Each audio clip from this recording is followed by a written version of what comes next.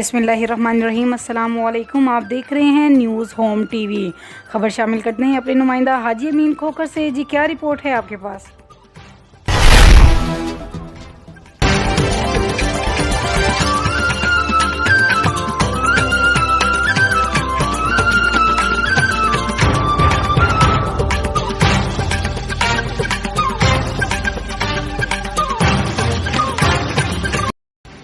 हाँ जी बिल्कुल। Central police officer Kamran Adil की दीगर पुलिस अफसरान के हमरा प्रेस कॉन्फ्रेंस, जिसमें इन्होंने कहा शहर में बढ़ती हुई वारदातों के खिलाफ कार्रवाई पुलिस का नस्बुल-ऐन है।